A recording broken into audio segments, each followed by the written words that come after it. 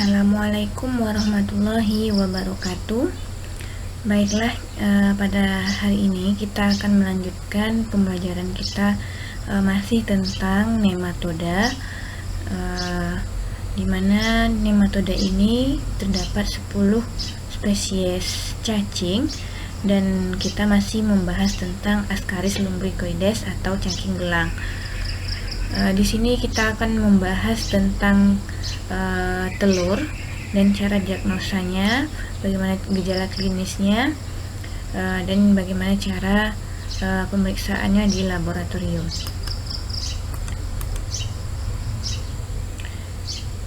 Nah, sebelum kita masuk ke dalam pembahasan tentang telurnya, kita masuk ke klasifikasinya terlebih dahulu. Jadi apa-apa saja sih klasifikasi dari Ascaris lumbricoides ini?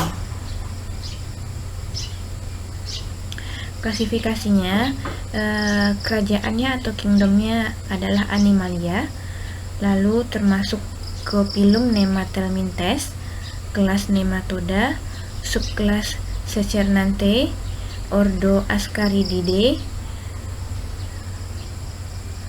superfamili Ascaridoideae, famili Ascaridae, genus Ascaris, dan spesiesnya Ascaris lumbricoides. Nah, sekarang kita masuk ke morfologi telur cacing Ascaris lumbricoides. Nah, telur cacing Ascaris lumbricoides ini memiliki bentuk ovoid atau bulat telur, di mana terdapat perbedaan morfologi dari telur yang sudah difertilisasi dengan yang belum difertilisasi. Nah, untuk telur Ascaris ini sendiri, dia ada beberapa macam. Ada yang fertil atau dibuahi, ada yang infertil tidak dibuahi, ada yang corticated, susunannya lengkap atau lapisan-lapisannya lengkap, ada yang decorticated, susunannya atau lapisannya tidak lengkap. Nah, untuk telur cacing Ascaris lumbricoides dapat bertahan hidup dalam keadaan tanpa oksigen. Jadi walaupun tidak ada oksigen, telur Ascaris ini masih dapat bertahan hidup. Ini ketika dia berada di tanah ya, atau di dalam misalnya lengket dalam botol, misalnya botol yang tertutup. Jadi selain dapat bertahan hidup tanpa oksigen, telur Ascaris ini dapat pula hidup pada suhu 5-10 derajat Celcius. Jadi dia juga bisa dapat bertahan hidup di suhu yang sangat dingin. Ini suhu sangat dingin ya, 5-10 derajat Celcius. Jadi untuk si telur cacing Ascaris lumbricoides ini dia dapat bertahan hidup di suhu 5-10 derajat Celcius ini. Dan jika dalam keadaan yang menguntungkan seperti kondisi tanah yang lembab, telur cacing Ascaris lumbricoides dapat bertahan hidup sampai 6 tahun. Nah, begitulah sifat dari telur cacing Ascaris lumbricoides ini. Bahkan dia bisa sampai hidup selama 6 tahun di dalam tanah yang lembab. Nah, apabila kita main atau anak-anak main di tanah tanpa menggunakan sendal atau memegang tanah, maka jika ada telur cacing Ascaris lumbricoides ini yang bisa bertahan hidup selama 6 tahun, tentu secara otomatis anak-anak tersebut atau kita sendiri yang tidak memakai sendal misalnya akan terinfeksi oleh si telur cacing Ascaris lumbricoides ini. Nah, jadi untuk satu ekor cacing betina perharinya itu, satu ekor cacing itu dapat mengeluarkan telur sebanyak 100.000 sampai 200.000 telur. Jadi coba bayangkan satu ekor cacing betina saja mengeluarkan 100.000 sampai 200.000 telur per harinya. Bagaimana kalau ada 2, 3, bahkan 10 telur cacing betina yang telah melakukan kopulasi, yang siap untuk mengeluarkan telurnya yang jika berada di dalam perut kita. Berapa banyak lagi telur yang akan dihasilkannya. Nah, jumlah telur ini yang 100.000 sampai 200.000 ini tidak semuanya telur yang infektif atau yang dibuahi. Tapi ada juga yang tidak dibuahi dan ada juga yang berbentuk tidak lengkap, ada juga yang berbentuk lengkap. Nah, ini dia antara lain karakteristik telur cacing. Jadi untuk telur cacing Ascaris ini ada beberapa macam yang seperti setelah Ibu sebutkan tadi. Nah, yang pertama itu ada telur infertile corticated. Ini maksudnya adalah telurnya tidak dibuahi tetapi lengkap. Maksudnya di sini apa? Ini tidak dibuahi berarti di dalam telur itu berisi granula-granula saja. Tidak berisi sel telur atau morula, atau tidak berisi larva. Jadi corticated ini apa? Berarti lapisan telur itu lengkap. Ada terdiri dari 3 lapisan. Ada lapisan albumin, ada lapisan hialin, ada lapisan vitelin. Nah, jadi untuk ukuran telur infertile corticated ini sekitar 60-90 mikron dikali 40-60 mikron. Nah, ciri-ciri lainnya bagaimana? Ini dia, berbentuk memanjang, berwarna coklat sampai coklat tua, lebih ramping daripada telur dibuahi. Bagian luar mempunyai tonjolan kasar dan lapisan albuminoid. Bagian dalam penuh berisi granula. Ini dia. Ini contohnya. Nah, ini adalah contoh dari telur cacing yang infertile corticated, yang tidak dibuahi dan memiliki lapisan yang lengkap.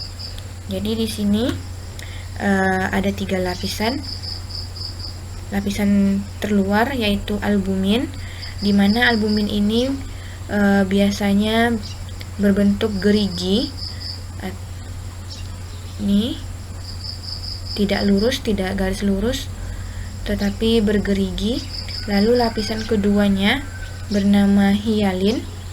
Nah, hialin ini biasanya seperti garis putus-putus. Setelah lapisan albuminoid ini atau albumin ini terdapat lapisan hialin, di mana lapisannya itu putus-putus. Lalu lapisan terakhir adalah lapisan vitelin. Nah, vitelin ini lapisan terakhir yang terdapat di dalam telur yang tidak dibuahi ini.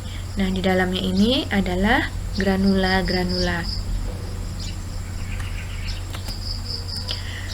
Lalu yang selanjutnya ada telur fertile decorticated. Nah, di sini maksudnya adalah telurnya dibuahi tetapi lapisannya tidak lengkap.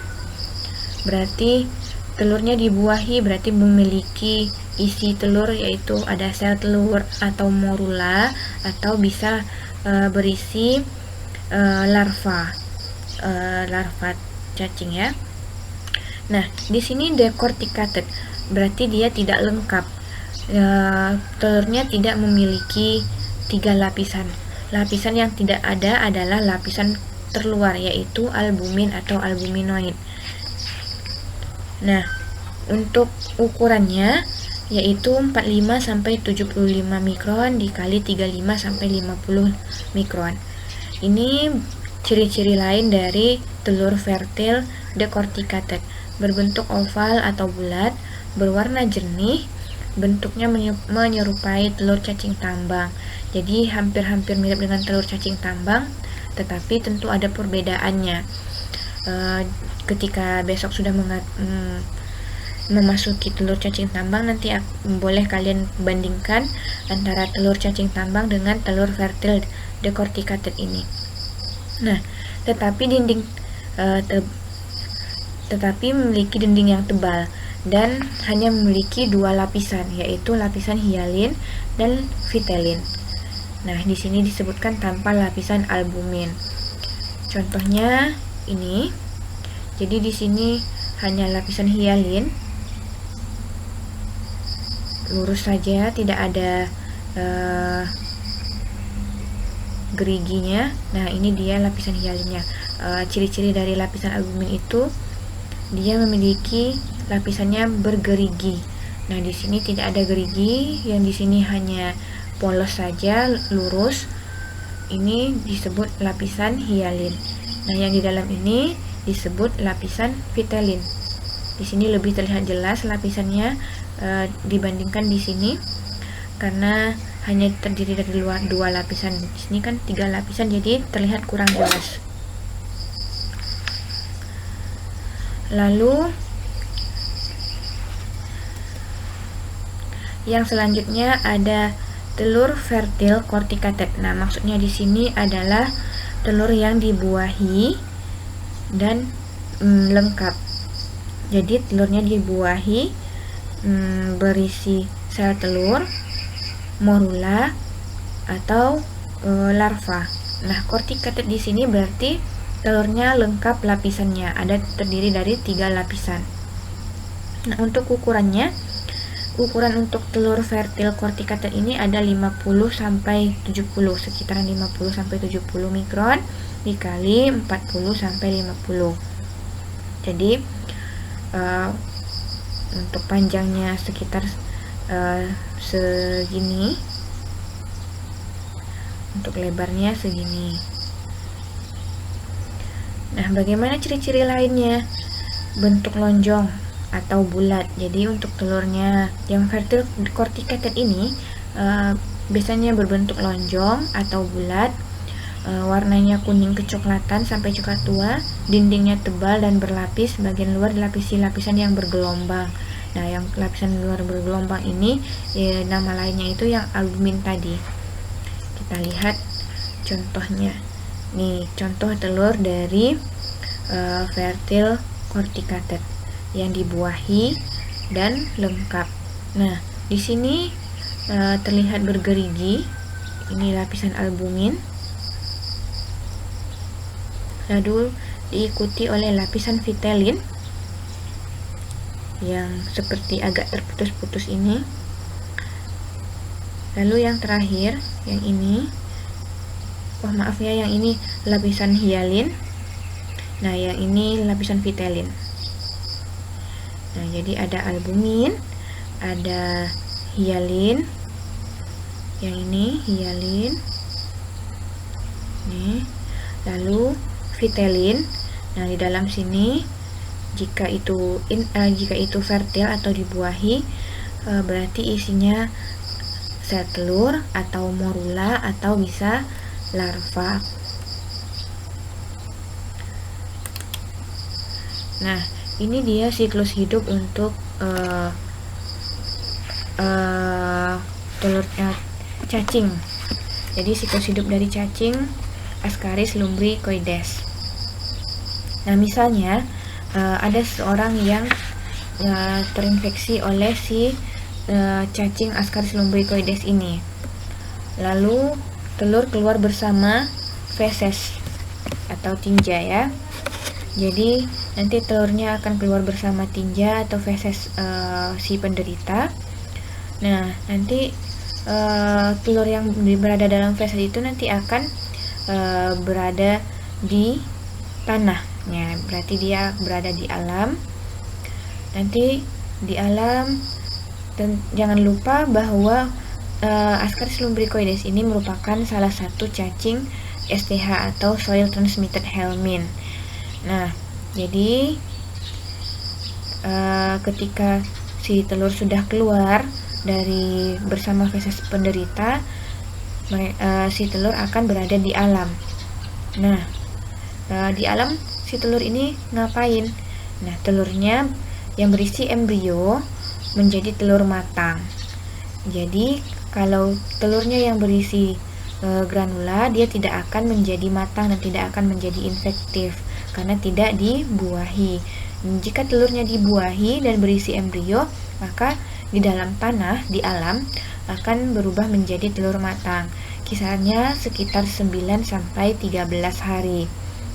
Lalu setelah menjadi telur matang, dalam rentang waktu sampai hingga 6 tahun misalnya, atau misalnya entah 1 bulan atau 2 bulan kemudian ada anak-anak yang main di tanah misalnya, misalnya kalau zaman dulu kan ini banyak orang yang masih membuang tinjanya ke sungai misalnya. Jadi dari sungai itu misalnya menempel di tepi sungai, atau zaman dulu masih orang BAB itu masih mengubur di dalam tanah. Atau bisa zaman sekarang dari septic tank itu si telur cacing ini naik ke permukaan. Nah, jadi nanti akan menempel di tanah. Nah, lalu setelah matang sekitaran 9-13 hari, telur menginfeksi manusia lain. Jadi si telur menginfeksi manusia yang lainnya. Nah,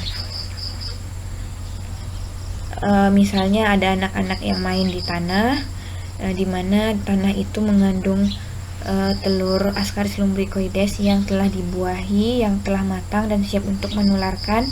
Jadi anak-anak itu tertularlah oleh si telur yang ada di tanah tadi, sehingga telur bisa menginfeksi manusia. Nah, lalu tertelan atau misalnya menembus kulit boleh. Jadi jika misalnya telur menginfeksi manusia melalui masuk ke dalam kulit, maka dia akan masuk menembus dinding kulit. Nah, jika telur menginfeksi manusia misalnya melalui sayuran atau makanan yang terkontaminasi feses atau telur yang berisi embrio, atau misalnya setelah main tanah mau makan apapun itu, misalnya makan cemil-cemilan. Nah, biasanya kan kalau makan cemil-cemilan tidak mencuci tangan terlebih dahulu. Nah, tanpa sadar di tangannya tersebut mengandung telur cacing Ascaris lumbricoides yang telah matang. Jadi kalau misalnya dari tanah ke kaki melalui kulit, jika melalui makanan atau tangan, maka akan tertelan melalui mulut. Lalu telur menginfeksi manusia tertelan atau masuk ke dalam aliran darah. Nah, lalu masuk ke duodenum. Nah, di duodenum larva menembus dinding duodenum. Jadi di dalam duodenum ini nanti telur akan menetas menjadi larva. Nah, larvanya menembus dinding duodenum. Jadi nanti setelah larva menembus dinding duodenum, larva akan masuk ke pembuluh darah jantung. Nah, dari pembuluh darah jantung masuk ke paru-paru, nanti dari paru-paru menembus dinding pembuluh darah alveolus. Jadi dari alveolus ke trakea, dari trakea masuk ke esofagus. Nah, jadi biasanya orang yang terinfeksi telur cacing ini akan ada refleks batuk. Jadi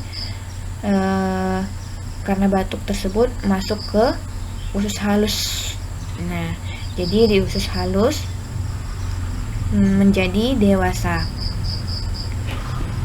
Jadi kurang lebih begitulah siklus hidup dari si cacing ini. Nah, ini ada patologi dan gejala klinis dari dari cacing Ascaris lumbricoides. Jadi untuk infeksi Ascaris lumbricoides merupakan infeksi yang umum terjadi. Kebanyakan penderitanya adalah anak-anak. Hal ini disebabkan karena anak-anak sering berhubungan dengan tanah yang merupakan tempat berkembangnya telur Ascaris lumbricoides. Jadi di Indonesia kasus Ascaris lumbricoides ini masih sangat tinggi. Kenapa? Karena di Indonesia kan sanitasinya masih kurang. Jadi masih banyak terdapat infeksi-infeksi oleh Ascaris lumbricoides ini. Nah, kebanyakan penderitanya adalah anak-anak. Anak-anak kan sering bermain di tanah tanpa menggunakan sendal dan memegang tanah. Nah, di sini disebutkan karena anak-anak sering berhubungan dengan tanah yang merupakan tempat berkembangnya telur Ascaris lumbricoides. Jadi oleh sebab itulah anak-anak banyak terinfeksi oleh si Ascaris lumbricoides ini. Infeksi Ascaris lumbricoides biasanya disebabkan karena menelan telur yang berada di lingkungan sekitar. Nah, selain terinfeksi melalui kulit, infeksi Ascaris lumbricoides tadi seperti yang Ibu sebutkan bisa menelan telur yang berada di lingkungan sekitar, misalnya dari sayur tadi, karena kan sayur juga dipupuk menggunakan feses atau tinja. Nah, hal ini terjadi apabila telur infektif Ascaris lumbricoides yang masuk ke dalam mulut bersamaan dengan makanan dan minuman yang terkontaminasi melalui tangan yang kotor, tercemar, terutama pada anak, atau telur infektif yang terhirup udara bersamaan dengan debu. Nah, ini dia. Jadi ketika dengan makanan masuk ke mulut melalui sayur misalnya, atau minuman yang terkontaminasi, atau air yang terkontaminasi oleh tinja, misalnya antara septic tank dengan sumurnya jaraknya dekat, jadi bisa saja minumannya terkontaminasi. Lalu yang lainnya, telur infektif yang terhirup udara bersamaan dengan debu. Nah, ingat, telur ini bisa juga berada di debu, tapi tentunya kalau telurnya infektif, tapi kebanyakan di debu, telur Ascaris ini tidak infektif atau tidak dibuahi, jadi dia tidak bisa menjadi telur yang infektif. Pada keadaan telur infektif yang terhirup oleh pernapasan, telur tersebut akan menetas di mukosa alat pernapasan bagian atas. Nah, jadi kalau terhirup dan masuk melalui debu, dia menetas pada alat pernapasan bagian atas, dan larva akan segera menembus pembuluh darah dan beredar bersama aliran darah. Jadi cara sampai ke usus halusnya yaitu dengan bersama aliran darah. Tetap nanti si larva ini tahu tempat habitatnya, yaitu di usus halus. Cara penularan Ascaris juga dapat terjadi melalui sayuran dan buah karena tinja yang dijadikan pupuk untuk tanaman sayur mayur maupun buah. Nah, ini dia yang Ibu sebutkan tadi. Jika sayurnya tidak dicuci dengan baik dan tidak dimasak dengan baik, maka bisa menginfeksi manusia dari sayuran maupun buahan. Apalagi buah-buahan ya, selalu kita makan dengan kulit-kulitnya. Nah, bagaimana gejala yang ditimbulkan oleh infeksi Ascaris lumbricoides? Nah, ini dia. Kebanyakan jika seseorang yang terinfeksi oleh Ascaris lumbricoides ini tanpa gejala, umumnya tanpa gejala. Pada anak-anak, gejalanya itu masalah gizi, mengganggu pertumbuhan dan kognitif. Jadi pada anak-anak nanti akan mengganggu tingginya, jadi bisa menyebabkan stunting pada anak-anak, yaitu gagal tumbuh, dan berpengaruh pada kognitifnya, pada keaktifannya misalnya. Jadi masalah gizi ini nanti kan di dalam perut itu si cacing akan menyerap makanan atau sumber makanan dari manusia atau hospesnya. Nah, disinilah anak-anak akan mengalami masalah gizi karena gizi-gizi yang dimakan atau dari yang didapatkan dari makanan sehari-harinya diserap oleh si cacing. Lalu eosinofilia meningkat. Sel eosinofilnya meningkat. Mungkin kalian pernah dengar eosinofil ini. Eosinofil ini merupakan salah satu jenis dari sel darah putih atau sel leukosit. Jadi jumlah eosinofilnya meningkat ketika ada seorang yang terinfeksi cacing. Boleh dilakukan pemeriksaan sediaan apus darah tipis. Jadi nanti akan didapatkan jumlah eosinofil yang sangat banyak. Nah, biasanya di mana eosinofil ini jumlah normalnya hanya 1 sampai 3%.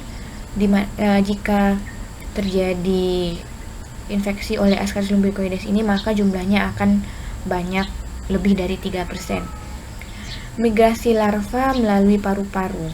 Dan jika migrasi larva melalui paru-paru, maka bisa menyebabkan pneumonitis atau nama lainnya sindrom Loeffler. Nah, tadi kita lihat di siklus hidupnya bahwa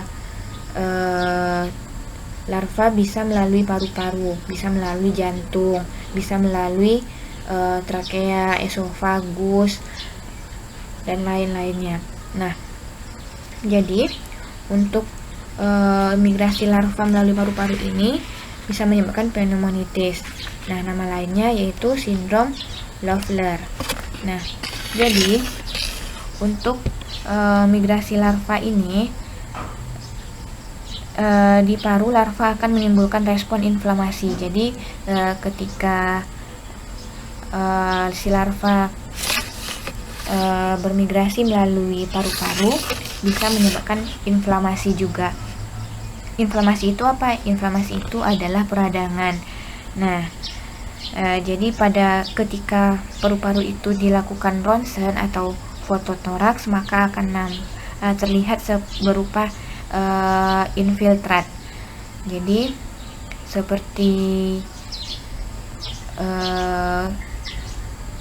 saringan gitu, seperti saringan yang mengendap. Nah, jadi tapi bisa menghilang dalam waktu 3 minggu. Nah, jadi infiltrat itu akan menghilang dalam waktu 3 minggu. Jadi untuk pneumonitis ini bisa seperti batuk, lalu batuk kering, demam, dan lain-lain. Nah, lalu selanjutnya migrasi ektopik. Cacing dewasa masuk apendik saluran empedu bronkus. Nah, jadi ini cacing dewasanya sudah bermigrasi ke apendik saluran empedu bronkus. Nah, tetapi ini jarang terjadi ya. Cacing dewasa masuk ke jaringan lainnya itu jarang terjadi. Nah, ini gejalanya bagaimana? Bisa lesu, bisa tidak bergairah atau kurang konsentrasi. Nah, itu dia jika cacing bermigrasi ke ektopik. Lalu yang selanjutnya infeksi berat. Nah, infeksi berat ini jika jumlah cacing dewasanya telah sangat banyak di dalam usus halus. Jadi menyebabkan efek yang sangat serius. Karena apa? Karena jika cacingnya sudah berjumlah banyak di dalam usus, maka tentunya cacing akan menggumpal di dalam usus dan menyebabkan obstruksi usus. Jadi ususnya bisa bermasalah. Dan cara pengeluarannya tentunya dengan dioperasi. Itu yang tingkat keparahannya. Lalu bagaimana cara mendiagnosisnya? Nah, biasanya di laboratorium kita mendiagnosisnya dengan cara menemukan telur cacing pada feses penderita. Nah, yang nomor 1 ini yang selalu kita lakukan. Selain itu, bagaimana cara mendiagnosisnya? Dengan menemukan cacing dewasa yang keluar melalui mulut, misalnya karena sudah terlalu banyak misalnya, jadi cacing dewasanya bermigrasi lalu keluar melalui mulut, hidung, atau bahkan tinja. Nah, ini juga pernah kasusnya terjadi ya, cacingnya keluar bersama tinja. Lalu Yang diagnosis selanjutnya, larva dapat ditemukan di dalam sputum. Nah, jadi ketika misalnya kita melakukan pemeriksaan TBC, larva, kita melihat larva di dalam sputum atau di dalam slide sputum kita. Nah, bisa saja itulah. Jadi kita identifikasi larva apakah itu yang kita lihat, apakah Ascaris lumbricoides ini atau cacing lainnya. Tetapi ini sangat jarang terjadi karena cacing Ascaris lumbricoides juga jarang bermigrasi. Nah, untuk pemeriksaan telur dalam feses ini, insya Allah nanti pada praktek berikutnya kita akan mempraktekkan cara pemeriksaan telur dalam feses ini. Nah, bagaimana cara pemeriksaannya? Ini dia cara pemeriksaan tinja. Nah, jadi untuk pemeriksaan telur cacing ini digunakan reagen eosin 2%, bisa Lugol, bisa NaCl fisiologis 0,9%. Jadi larutan yang digunakan ada bisa jika tidak ada eosin 2% bisa menggunakan Lugol. Jika tidak ada Lugol dan eosin bisa menggunakan natrium klorida fisiologis 0,9%. Bagaimana cara kerjanya? Nah, ini siapkan alat dan bahan, lalu salah satu bahannya itu adalah kaca objek atau objek gelas. Nah, di atas objek gelas itu teteskan 1 tetes reagen. 1 tetes reagen bisa eosin 2%, bisa Lugol, atau bisa NaCl fisiologis 0,9%. Lalu setelah diteteskan 1 tetes reagen, tambahkan 1 tetes feses. Nah, 1 tetes feses ini tentu kalau fesesnya cair misalnya, jika dia diare atau tetesnya itu sudah fesesnya itu sudah diencerkan dengan larutan pengencer atau sudah ditambahkan pengawet. Nah, jika fesesnya masih dalam bentuk padat, fesesnya itu diambil sebanyak seujung lidi. Jadi ambil fesesnya seujung lidi. Nah, lalu aduk dengan lidi feses tadi. Jadi feses tadi diaduk dengan larutan tadi, yaitu antara eosin, Lugol, dan NaCl. Nah, diaduk hingga tercampur rata. Setelah tercampur, tutup sampel dengan kaca penutup atau cover glass. Jadi nanti setelah kita homogenkan, kita campur, dan setelah tercampur rata, sediaan tadi ditutup dengan deglass atau cover glass. Lalu setelah itu diamati di bawah mikroskop lensa 10 kali dan 40 kali. Nah, pertama kalinya kita cari terlebih dahulu lapang pandangnya dengan menggunakan lensa 10 kali. Ketika telah dapat lapang pandang, barulah kita ubah ke 40 kali. Biasanya di lensa 10 kali ini telur cacingnya terlihat sangat kecil. Nah, jika kita ingin melihatnya secara jelas, maka lensa objektifnya kita ubah ke 40 kali. Oke, sekian materi untuk Ascaris lumbricoides. Lebih dan kurang mohon maaf. Assalamualaikum warahmatullahi wabarakatuh.